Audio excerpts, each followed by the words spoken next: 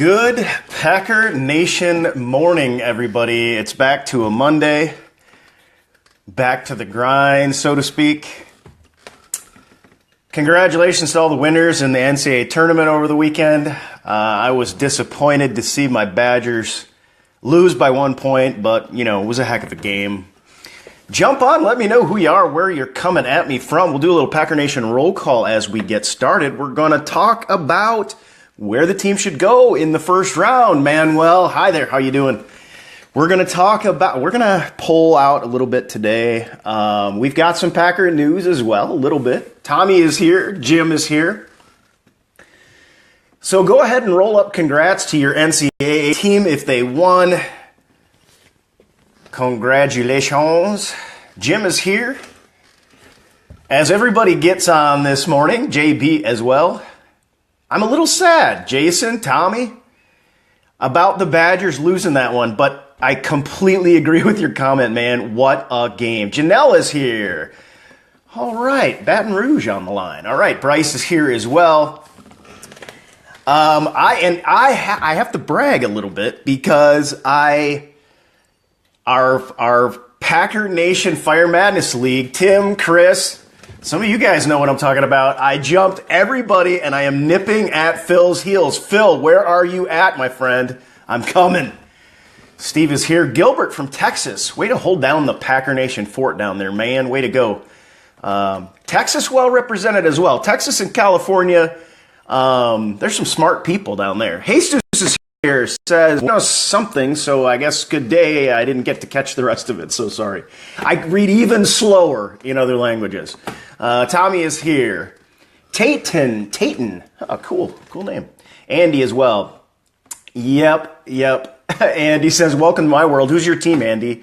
Jeff is here from Richmond, Texas. I'm picking up the cup and putting it down again. Randy as well from Utah. All right, way to hold it down. It's got a good group. We got a little bit of news in Packer Nation. A little bit. Virginia's here. Andrew is here. Good deal, man. Brian. UP Power. All right, Brian. It's probably colder there than it is here, I guess. It just started a warm, beautiful rain a second ago. MJ, good morning. He's behind the lines in Chicago. Elias, Doug, Craig, Josh is back. Good to see you, buddy. Mike as well from Corpus Christi, Texas, I guess. Details of the Kristen Michael signing, and it's just like we talked about. League minimum, veteran 5-year league minimum, like $800,000. He's only counting $640,000 against the cap. How great is that, guys? Joe is here from Connecticut, I think. Miguel says top of the morning. Are you Irish? See, I can't do an Irish. I did Scottish last time around, and I got a little bit of a nod. I got a, kind of a thumbs up on my Scottish accent, but I can't freaking do an Irish. And I'm Irish. That's the worst part about it. Janelle's saying hi to you, Jeff, just so you know. I got to pass this along. Scottish again. Okay, good. Well, I know I'm just going to be honest and admit it, and maybe I got to work on it. I don't know. I watched too much Braveheart. I guess that's what it is. All right, Williams here from Indiana. Great price against the cap, says JB, and that's true. And it's a guy, again, there's no cheaper prove-it deal. Am I right? I mean, there is no cheaper prove-it deal than league minimum. Plus, with the bonus we gave him, only $640,000 against the cap on a guy that a lot of people are on the fence with, I was very happy with the signing because I see potential in Kristen Michael. At the same time, what we wanted to do is we wanted to get him at the right price. Well, there you go. The price doesn't get any better than that. Andy, oh man, Braveheart is my favorite movie. It is probably top 5. Yeah, love it. And, all right, it's Monday. Anybody, I just got to watch Rogue One for the first time. And it blew my mind. I love that movie. So I had to wait a long time, but it was worth it for me. All right, Tommy says Michael's a great steal. I agree. We got Wapan on the line. Corey is here. Will we use him as the main back or Ty? And that's a great question.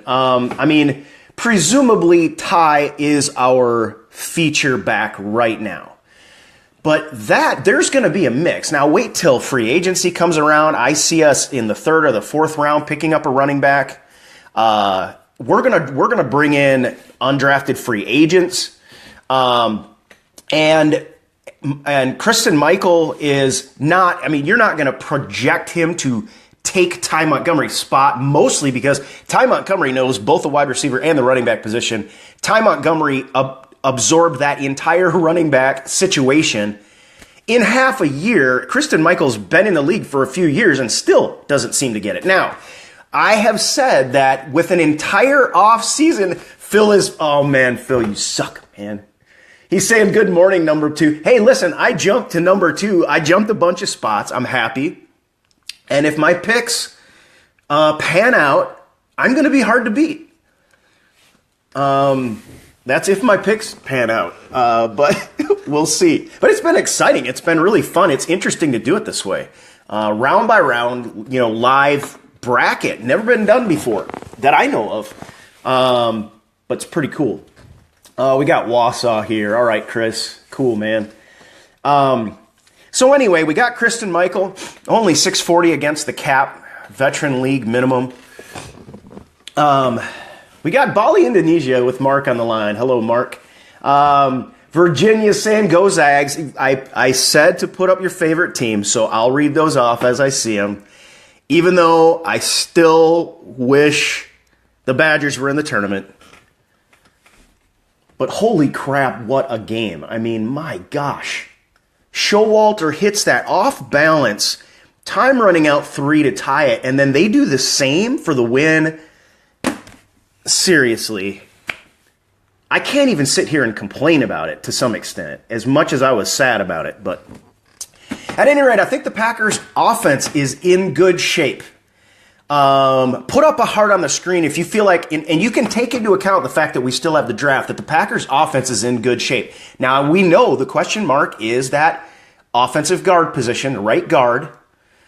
But if you think the offense is in good shape, that we're going to be all right, put up a heart right now. We talked about how our perception of what Aaron Rodgers would think of this offseason has changed, and it's changed for the better, and I see a lot of people, feel like we are.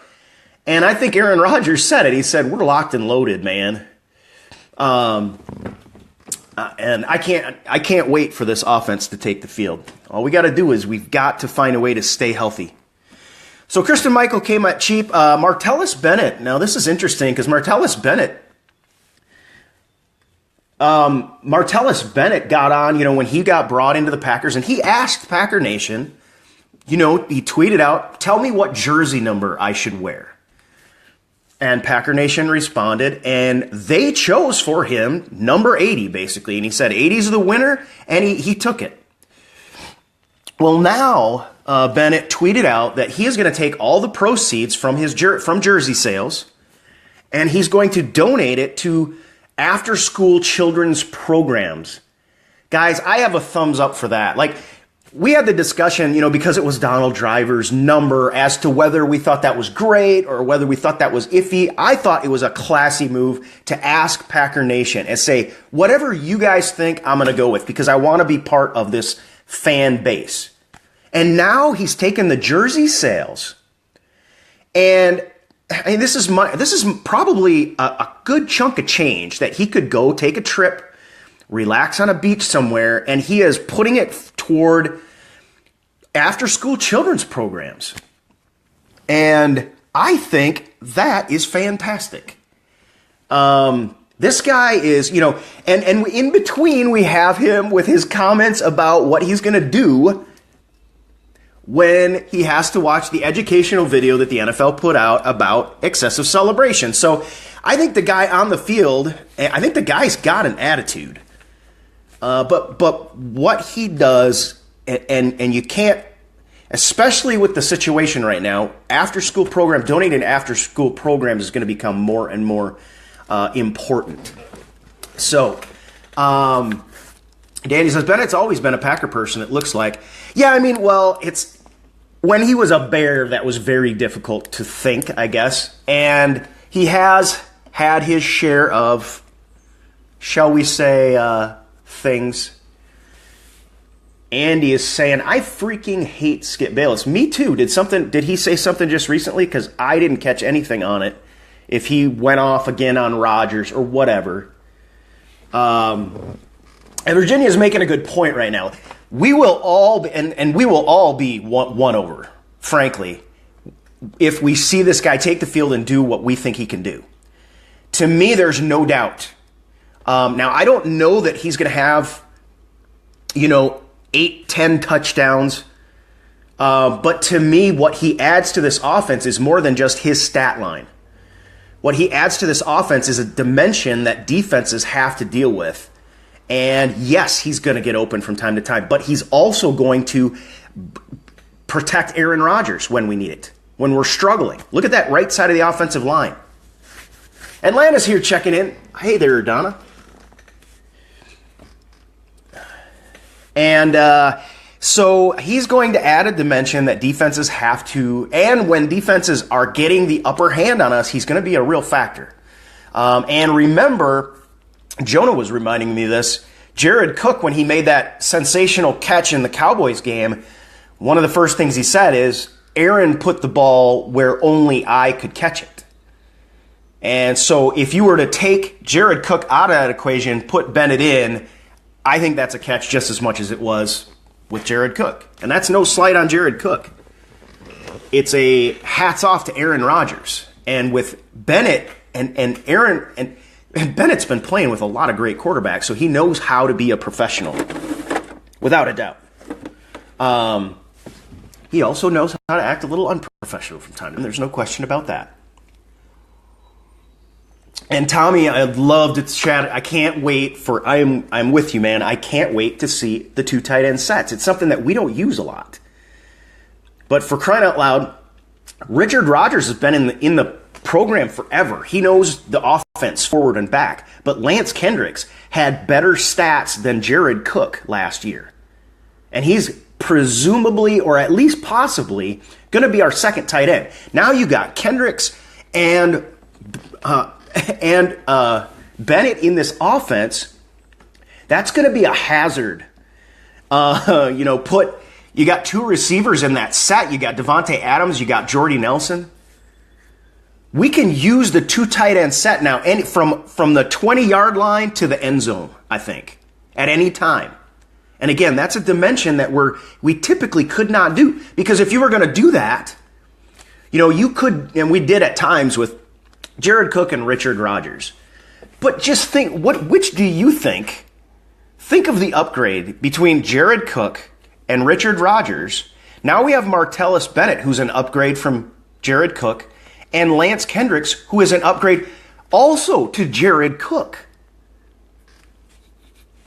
As far as I'm concerned. Now, not as fast. And of course, he's had the Rams let him go for a reason. But that reason may have had as much to do with money. I forget what his cap count was, but it was bigger than his production would warrant. And that's why he got let go, if I'm remembering right. And Virginia's saying, now we just need a defense, which is absolutely true. All right, so, and we're going to talk about that, I'm sure, because, frankly, we talk about the defense every day because we're still looking at putting a few pieces together. But I want to stop for a second, okay, because I have a poll for you guys this morning. I have a question. Now, you have to be as deadpan and... How many comp picks do we have this year? We've only got 1. Next year, we're looking at 4. And the signing of Francois did not count against our compensatory picks for 2018 because he was a street free agent, okay? So, here's the poll, though, guys. And you have to try to be objective on this one, even though we as Packer fans are anything but. And that's okay by me, frankly. Grade, let's see, how are we going to do this? Just hit in order the buttons, I guess. Let me see how they pop up, actually. Let's see if I can do this. Because I want to grade Ted Thompson's offseason up to this point. A is the thumbs up, B is the heart, C is the smile, D is wow, and F is sad face, and angry face if you have an F minus, okay? So go ahead, roll them up. A is the thumbs up, B is the heart. Right in the middle is the laugh, the laugh. But wow is a D, and sad face is an F. We've got a few C's. Okay, some B's. Got some B's. I see an A, but mostly B's, C's. We're kind of down the middle. A few D's. A few D's. Definitely some C's. Hey, this worked out well. We're going to grade stuff more just because it fits in. And if you're really pissed off, you just hit the angry face, and that means there's one right now. F minus for Ted Thompson. But I will say you're not being very objective. There's another one, but it's perfectly fine. It's perfectly fine. Because we got to let this stuff out. And Bryce is saying he can get it. Now, we're grading up to free agency at this point. And Bryce is saying, if he has a good draft, he'll bounce him up to a B. So maybe you got him at a C right now, or maybe a D. I don't know. Would be a D if it wasn't for Bennett. It's hard because it was a good free agency, but not excellent. And I see the comment being made, we cannot have a first round whiff this year. I agree. I agree with you, man. Didn't catch the name. Sorry about that. Daniel Crone says he thinks Ted Thompson's going to work his magic in this year's draft. Now, if you add to that we don't whiff in the first round, and then Thompson works where I think his magic is in the mid rounds and the late rounds, I think this could be special. Yeah, I do. I think this could be special. So, I guess generally speaking, of course, this is just a sort of, I can't sit here and read the data on that. But it looks like Packers fans think Ted Thompson's free agency up to this point has been fair to middling, as we say here in Tennessee. Fair to middling. How you doing? Fair to middling. Fair to partly cloudy. Which is kind of a cool saying, I think. All right.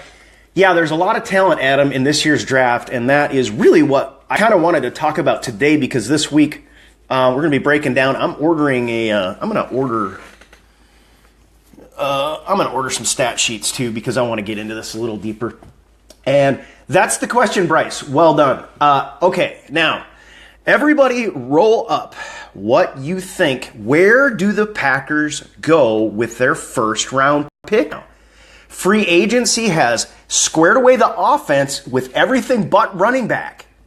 There's your Christian McCaffrey talk. The Packers, the defense, we brought in Devon House. There's your cornerback talk. Barry says cornerback. Willie, I think it was, says Watt. I hope I didn't screw that name up. I missed it. Josh says corner. Chris wants TJ Watt. We got a lot of Watts on there. I'm sure that'll be Cook, Peppers, or Watt. Corner. Watt and then a cornerback. Adam says TJ Watt, McKinley, or Cook. Yeah. There we got edge rusher coming in. And Watt might fit that bill for us. And Tommy is saying whatever I want. Thompson's going to throw us a curveball. Corner or pass rusher? Inside linebacker, says Barry. Barry Sanders, good to have you on, man. Call me sometime. I think you're you're a freaking nature, Barry, and it's good to have you on the show. All right, defensive end. How fast is House? He's not going to burn. Compared to the guys that we could pick up in the second round in this draft, I think we can get a guy that could push House for that outside corner position, I think. And that's why I'm kind of torn. Josh is very excited for the draft. I am too. But I'm kind of torn, because, and maybe Josh, maybe it was you that asked, top 5 cornerbacks in this year's draft. But I started thinking through that, and pretty soon, then the question was, who's going to be available? And then the question was, who needs a running back before we hit at 29? Or who needs a cornerback, excuse me. And then it hit me. It's like, do we really Do we really need to go? You get on this dilemma because what if we got a pass rusher in round 1, great pass rusher, and then came back in the second round? We're still going to get a great cornerback. But if we're looking at pick 29, there is going to be some freak of nature staring us in the face. So I don't know what everybody thinks. Need a hybrid defensive back to replace Hyde. How does Jabril Peppers sound? That might have been the comment that was made. So yeah, interior O lineman available third round. Well, that's, yeah. The first pick of the draft, where should we go? Because, yeah, I do think we can get an offensive lineman later. We're good at the middle linebacker spot, says Andy. I think we're okay. You know, honestly, this is part of the reason I'm leaning toward get an edge rusher round 1 and pick up your cornerback round 2, because I would like to see us bring in a guy that can let us kick Clay Matthews back to the middle, where, frankly, anymore, I think he's more effective.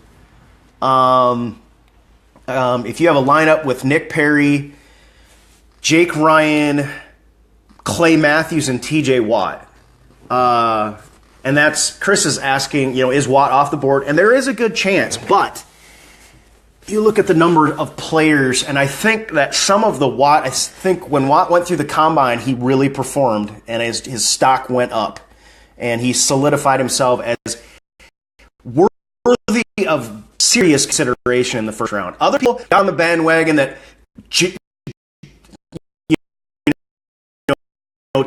TJ Watt's a mid-first, and I think there may be someone to take him in the first 20 picks, but I don't think there are many teams that are going to think TJ Watt is certainly not a 15, I wouldn't think, and I do have the order here. You know, and of course then it all depends on need, right? A lot of these teams, and even our team, picks for need from time to time. You know, you got Garrett's going to the Browns, give me a break. And then the question marks about the San Francisco 49ers, Chicago Bears at 3, who need, help on the back end. So, and you got guys like, you got teams like the Panthers in there that love to force the issue with the quarterback. But, I can't honestly think that they're looking at Watt at number 8. Maybe the Eagles at 14, but Redskins, I think we're going to have a chance. I think we might have a chance. And on the other hand, as Perry is saying, there's the opportunity for Ted Thompson to trade down. And if we traded one way, I would prefer to trade in that direction, Chris says, do we trade Hundley this year to move up? And that question gets asked quite a bit. And I personally would say no. I think I don't think we're going to get much out of him because he didn't see the field. He had, 5 preseason games? We had the extra preseason game last year, and he couldn't get on the field. So I think the question marks, if you're going to get value, look at what we're going to have the possibility to do in 2018, if we let Hundley run out and go out on the field and perform for an entire preseason, another offseason, let him get healthy, and we'll have likely 4 compensatory picks. We'll have hopefully money on the table. That's why I'm not so sure we're going to make any more free agency moves, because I've always said it. Ted Thompson is going to keep money in the bank to help sign and to help possibly renegotiate with Aaron Rodgers. How much that is could be a problem, because right now with Kristen Michael being so cheap and Francois on a 1-year, $3 million deal, we could still have my worst nightmare, which is we have almost $20 million still sitting on the table, which I don't want to see. But I would wait. Look at the draft we could have in 2018 with 4 extra comp picks, and then maybe do a trade because you've got extra picks in the lower rounds. Maybe make a move. And he says Brett Favre would come back. Just give him a pair of Levi's and a beard trimmer as a backup. All right. So yeah, I mean, there's big question marks right now. I think the way free agency went has helped us in terms of where we want to go round one. I think it gave us some freedom. Because look, if we didn't sign Kristen Michael back, we would have to be seriously considering trying to get at least a compliment, if not a competitor, for Ty Montgomery. So that you're talking rounds 1 or 2 probably. And with still the hole at the right guard position. Now, I think the Packers believe in Murphy and Spriggs. I think Spriggs is probably going to get in there and practice, but believe me, if there would be no greater travesty, to be honest. It would be a credit to Spriggs if he played guard and was okay, but there would be no greater travesty than to trade up to make sure you get a tackle who is a freaking prototypical tackle and end up with him stuck at the guard position. You know, maybe he's, we got Bakhtiari locked up last year. And it would just be off. And McCarthy has already talked about this. And there's a reason, because his body type is a tackle body type, not a guard. So I guess the guy's probably going to be thrown into that role from time to time and in training camp. I don't like it one bit. And I sure hope that we have a better solution than that. But, whoever plays the position best is fine with me. All right, guys. Well, today we talked about where we should go. I guess I never kind of came down square on what I would love to see the Packers be able to do is get a really solid edge rusher, either that would be the linebacker position in our system for the most part. I think getting T.J. Watt. I think T.J. Watt is a good fit for us, even though we've got Fackrell, we've got Perry, Matthews to deal with. But I think we can kick. I would love to see us kick Matthews back inside, have T.J. Watt out there balling in Wisconsin again, and pick up a nice cornerback pickup in round 2. And then from there, I would probably want us to come back to the offense. Guys, we can't overlook the wide receiver position. We got, Jordy spent an entire year on the bench.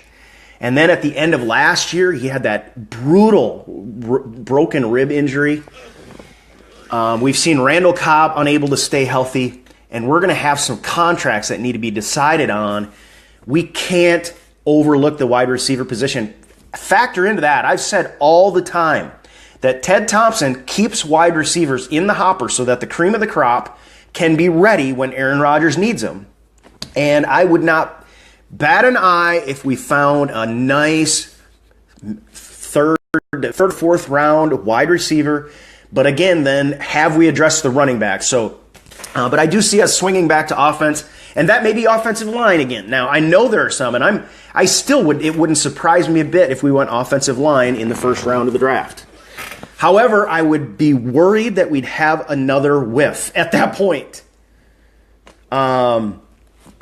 Daniel says goodbye to everybody, and we're going to close with that. That's kind of halfway through my first round. Guys, jump on the Facebook fan page and click that Use App button. There is still more Fire Madness to be played, where it's the Packer Nation League with our logo. Then you just click on Fire Madness. You can play the entire game for free now.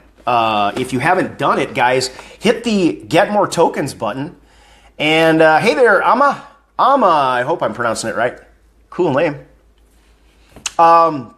Just hit the Get More Tokens button. And when you open it up now, at least for me, it's saying, hey, thanks for jumping in. Here, have a token for free. And you don't even have to watch the ad for that one. You get one for free. You can get 6 a day. It takes you about 3 minutes total to get free games. And I just do it every day. And I'm stockpiling for next season because Packer Nation League next year is going to be a blast. All right.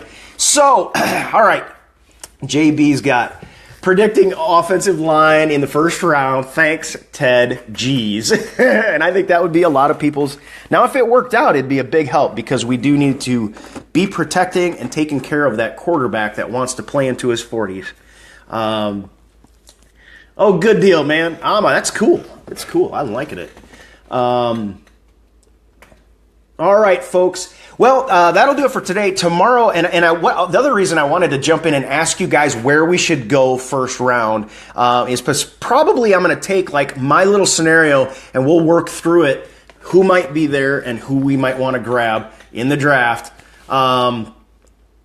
And Ama, I agree. He scored Pro Bowl guards in the fourth. And I agree. And I think all of us agree. Well, let's just, on the way out, let's throw a thumbs up if you think Ted Thompson is best when he grabs his offensive lines in mid to late rounds. I mean, you got to give the guy credit. It's unbelievable, the list.